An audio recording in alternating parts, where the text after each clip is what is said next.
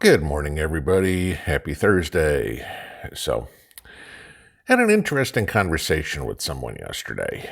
It was discussing the path that the United States, and for that matter, the world seems to be on. Okay. We both agreed it's not a bright path, but the question that comes up quite often is what's going to happen next? And God knows we all think about that stuff, right? Okay. A lot of times I hear people comparing what's going on in the United States right now to the Great Depression. We've seen videos on it and, a lot of search engines, Great Depression type conversations seem to be the uh, popular, almost going viral type searches. Okay. While there's some similarities between then and now, like a boom prior to the collapse, cheap credit, an overinflated stock market, many things have changed in the US to prevent something like what actually caused the Great Depression to happen again. You can't borrow 90% of the money to invest in stocks, going 90% on margin. Banks are now FDIC insured. So, if the bank fails, you don't all of a sudden lose all your money. Not everyone can just go get a loan for whatever they want, whenever they want, like it was back in the late 20s. Oh, you need $300, just go to the bank and they'll give you $300. No big deal. There's some fail safes that are in place now to prevent that kind of economic depression, which is a good thing. Okay. We don't want to see the world go through that again. Now, as preppers, homesteaders, survivalists, whatever you want to call us, personally, I think the same time frame, the 1920s and the 1930s in the Soviet Union, is a lot more relevant in history for us to consider as to a path we're potentially going on. Okay. After all, we're seeing governments all over the world, including ours, okay, embracing the ideals of socialism. Government control of everything from food to clothing to housing, free stuff, the betterment of society, all that mumbo jumbo. Okay. Now, of course, at least us in the States, we weren't taught any of this in school. And, God knows no kid lately has been educated in anything of the sort like it, other than to tell them maybe how great socialism is. So I thought I'd give you all a little history lesson on it and compare it to what's going on today. All right.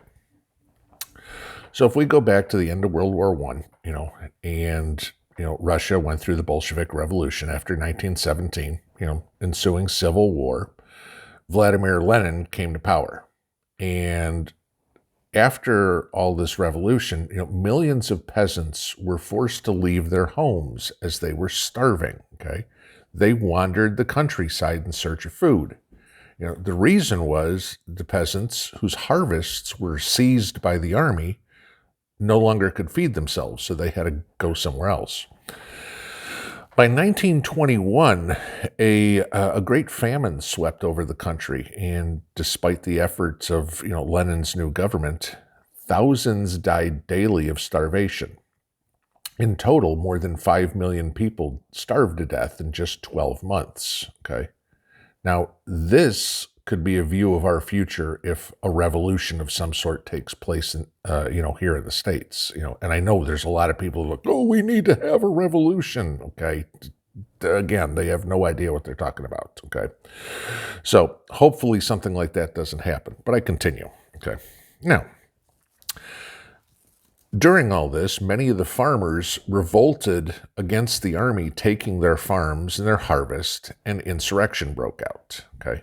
Eventually, even though there were massive casualties, Lenin rethought his plans and allowed the farmers to keep 70% of their grain and sell it in the open market. The other 30%, the collective portion of it, went to the government to do whatever. Okay.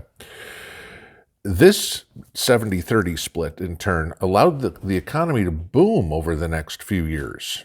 Farmers were suddenly making decent money. They were able to trade their grain for more modern equipment, and in turn were able to increase the productivity on the farms, which, of course, is a snowball effect. The more productive you are, the more you make, the more you make, the more productive you are, et cetera, et cetera, et cetera. Okay. Happy days were here again, just like in the United States. It was the roaring 20s, okay? The only problem was different paths awaited. Okay. Now, Lenin died in January of 1924, and Joseph Stalin assumed control. In October of 1925, Stalin basically declared war on Russian farmers. They had become too rich. Okay. Ironically, the success of communism actually depended on capitalism. Okay, something Washington might want to learn here. Okay. Foodstuffs, primarily grain, were basically a currency that could be used, that could be sold to other nations, and, in turn gave Russia the capital it needed, or the Soviet Union, I'll just say Russia, gave the Soviet Union the capital it needed to enter the industrial age, as it allowed the Soviet Union to buy more modern machinery, factories, etc., etc. Now, how does this compare to today? Well, the U.S. is using technology as a currency. Think of the internet, Amazon, Microsoft, social media. Okay. The U.S. provides that pretty much for the rest of the world. It's all been innovated here. Okay. The rest of the world gets that technology from the U.S. They get it from capitalism.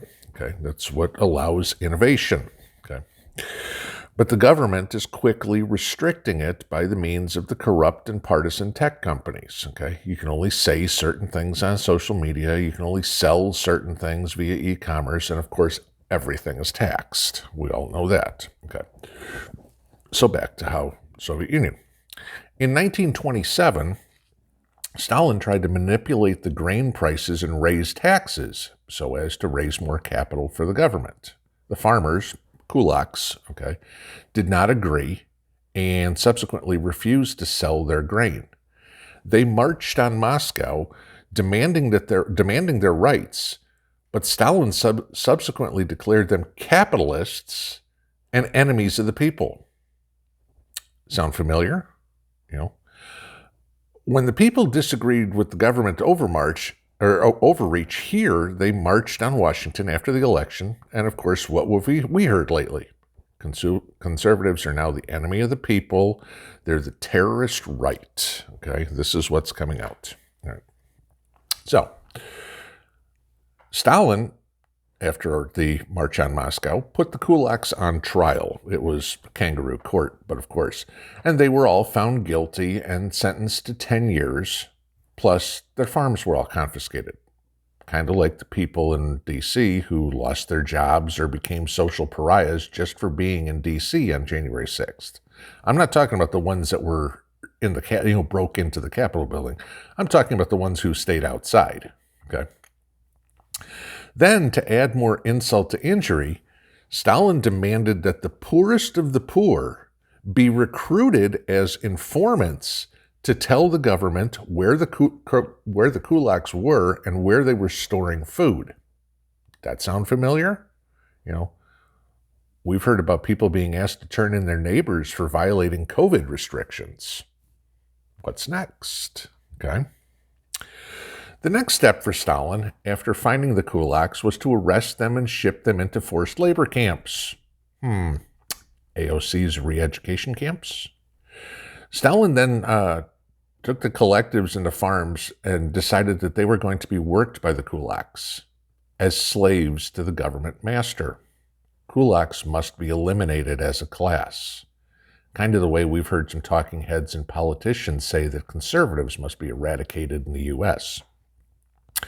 As the kulaks were rounded up and removed from their farms, their homes were opened wide for the informants to loot. Reparations, maybe? The poor taking from the working class. Okay. The kulaks were then sent to Siberia to build gulags. In the end, 12 million kulaks were either executed or died in those gulags. Okay. This was what happened to at the time, what you'd call the middle class. In 1929-1930, the farmers revolted. They decided, the ones that were left, they decided to burn down their homes and kill off their livestock rather than giving it to the government. In total, in that 12-month period, they killed off 25% of the country's livestock, and the migration to cities was in full force. Now, This kind of sounds like the World Economics Forum's plans to have people move into the cities now, doesn't it? Okay. In the first 3 years of Stalin's 5-year plan, beginning in 1929, the population of Moscow grew by 50%, adding 26 million people. Okay. The population of Moscow today is about 18 million. Okay. But they added 26 million people in 3 years in 1929. That'll tell you how much of the people from the countryside were being moved into the city, okay? Because these people were mostly peasants. They voluntarily came under duress, okay, because there was nothing else for them out in the country. They had to go somewhere, okay? And that created this proletariat that was needed to fulfill the Marxist prediction, right? The problem was there was a secret order by Stalin to deny employment to the ex-farmers. The peasants and the farmers tried to hide in the cities, but they were all hunted down and subsequently executed. Now, are you beginning to see how this is a parallel? Okay. Could this be Bill Gates's plan on depopulation after he buys more of the rural land? Okay. Gee, you can work as slaves. You don't want to work as slaves. You try to go to the city. Nobody gives you a job. And poof, we have population control. Okay.